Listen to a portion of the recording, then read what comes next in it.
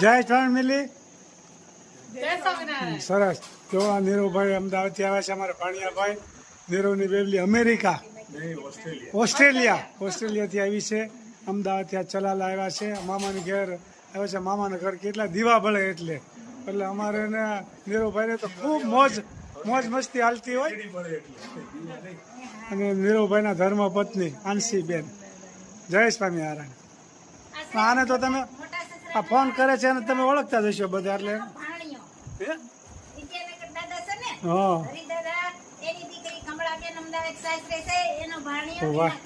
વાહ સરસ હો. હા ઓસ્ટ્રેલિયા બહુ લાંબો ઇતિહાસ બોલ્યો. ઇતિહાસ બહુ લાંબો આવી ગયો. સરસ. એ તો મળવા આવે જ છે ને.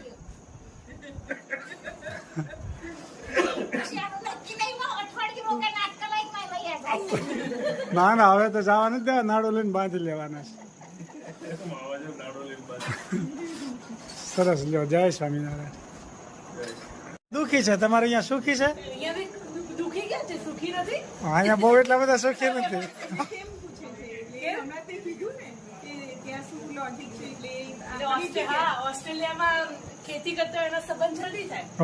અમારે અહીં ખેતી કરતા હોય ને એનો કોઈ ધડો ન કરે, દુખી ડાળિયા થઈ જાય.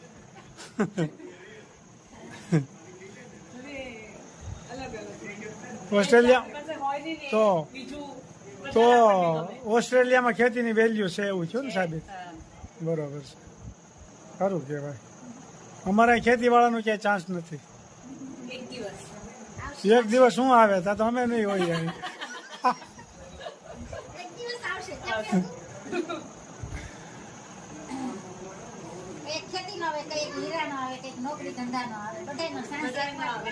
આમ ચાન્સ આવી રહ્યા આપણે આકાશમાં આવીશું ને પાછા.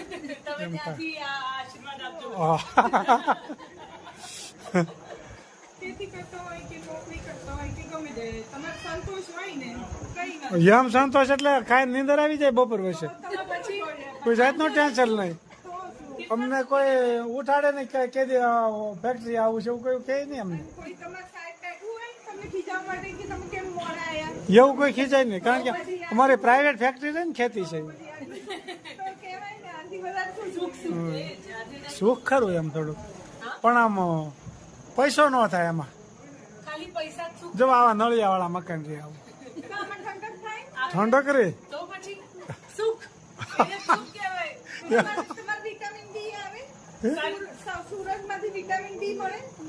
હા આમાંથી નળિયામાં જ મળે, ઓલામાં જ ન મળે. ઠંડક મળે. વરસાદની જણ હોય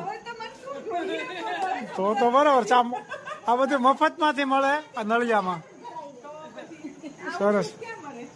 ખૂબ સરસ મજાની વાત કરી કે નળિયામાં રહેવામાં શું ફાયદો છે. ખૂબ સરસ મજાની વાત કરી. દક્ષિણા આપી છે, એમાંથી 5 રૂપિયા આંશીને દક્ષિણા મળે છે. એટલે મોટું થઈ ગયું છે. મોટું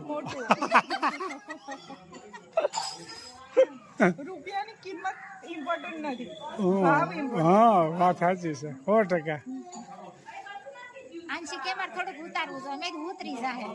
ના સરી થોડુંક મને આમ દેખાય છે વધારે, થોડુંક મોટું આમ વધારે થોડુંક આ વખતે દેખાડું, નકર તો રેડી હોય. ઇનડાયરેક્ટલી કે દેખાય છે કે હવે આ વધારે આરામ કરે છે.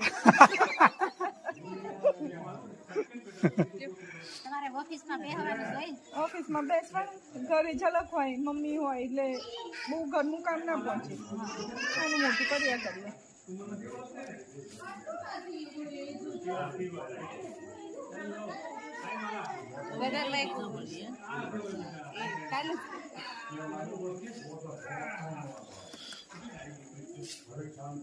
પાણી કેટલું મીઠું લાગે ને. હા ખાલી પાણી જ મીઠું છે, બીજું કઈ લેવાનું નથી. બાકી બધું ટેન્શન વાળું. ખેતીમાં લે શું વાત છે. વાહ. જો અમદાવાદથી અમારે નીરુભાઈ પહોંચ્યા છે.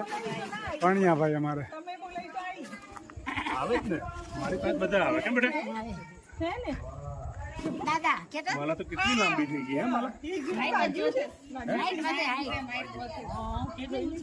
આ કેટલો કાટાળો થઈ ગયો હે હા ઈયાન આ તો કેટલો મળતો હોય મને તમને જાવ ને હું ત્યાં જાઉં એટલે ત્યાં ક્યારેક ક્યારેક મને આપેલી મળે મળી જ નથી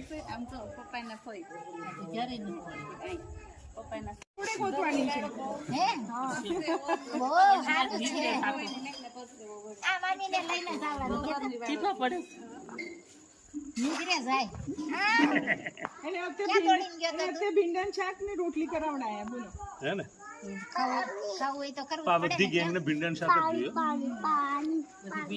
બધા ભીંડા ગેંગ જ છે એમાં છે આમ જુઓ અહીંયા ફળિયામાં અહીંના છોકરાઓ નથી કર્યા વિમાન બનાવવાના કારીગરો પણ આવી ગયા છે મારી છોકરીઓ એટલા કરે જુઓ આ બે મામીઓ વિમાન હોતે બનાવે છે ફૂલ જલસા એમ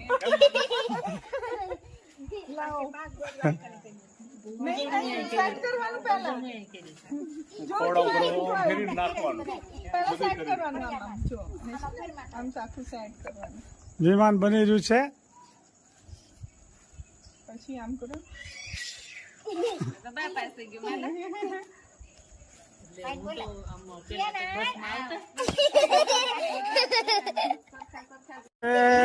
નીરુભાઈ 3-4 વર્ષના હતા ને ત્યારે વિમાન ઉડાડતા હતા તે હવે પાછું અત્યારે શરૂ કર્યું છે પણ માલા જોડે રમવાનું ને 30-35 વર્ષે આપો વિમાન આપો આમ જોવો આ નાનપણની યાદી અને અટાણે વિમાન બનાવવાનું ઉડાડવાની મજા આવે છે આમ જોવો આમ જોઈ જો જો માલા માલા જો આ બાજુ જો આમ જો ઉપર ગયું જોઈ જો મોજ મસ્તી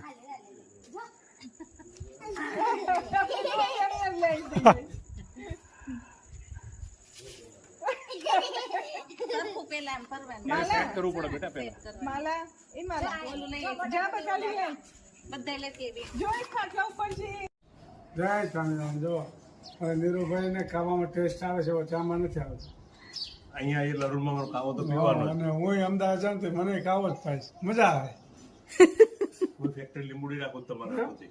હું પણ વાત એના છે. લીંબુ નહીં ખાવાના એના પાંદડા હાટુથી રાખો. બરોબર છે લરુણમાં તમારે કાવો લીંબોડીના પાંદડામાં 4-5 નાખવાના તો જ ટેસ્ટ આવે અને ચા અને પાણી બસ આમ બીજું કઈ જોઈને આ સસ્તું પડે ચા કરતા અને પણ સ્વાદમાં વધી જાય ગોળ વાળો કાવો કોઈ વસ્તુ સસ્તા મોંઘાનું હોતું જ નથી હા. ભાવનું હોય ટેસ્ટ, ટેસ્ટ. ભાવ હોય એમાં ટેસ્ટ ટેસ્ટ હા સસ્તું જ મોંઘું ઠીક હવે સસ્તું ને મોઘું ભગવાનનું નામ છે લઈ શકાય તો કેમ બન્યો નીરુભાઈ એકદમ મસ્ત મામાના તમારા મામાના હાથનો કાવો કેમ બન્યો એ તો દર ફેર મારે એ જ પીવાનો હમ.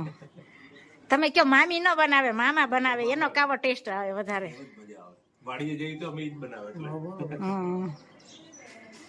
હવે તો તમારે દર વખતે તમારા મામાના હાથનો જ કાવો પીવાનો ને આ પીએ એટલે એમ લાગે દૂધ પાક પીધો એવું એટલો બધો મીઠો છે બધી મીઠાઈઓ આની આમ પાછળ છે. હા ડેલી સર્વિસ ખાવો જ જોઈએ. તમે રોજ પીવો હું તો અહીંયા આવું ત્યારે જ પીવો અને તમે અમદાવાદ આવો તો પીવાનું હા બરોબર બાકી નહીં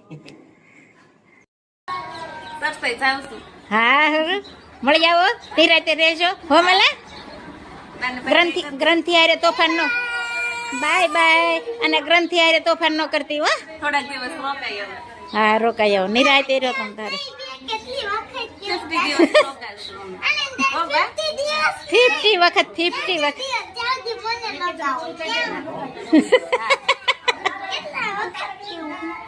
મારે હામું જો તો માલા બા બોલાવે બાને કે તમે રાખો બાય બાય હું પછી દાદા નવરાશે ને તમે તેડવા આવશું લેખ લખ્યા નવ જાય વદેતાના લેખ લખ્યા નવ જાય રાજા દશરથ ને ચાર દીકરા રામ તે વનમાં કેમ જાય વદેતાના લેખ લખ્યા નવ જાય માતા કુંતાને 5 દીકરા દ્રૌપદી કેમ લૂંટાય વદેતાના લેખ લખ્યા નવ જાય રાજા હરિશ્ચંદ્ર ને તારામતી રાણી બજારમાં કેમ વેચાય વદેતાના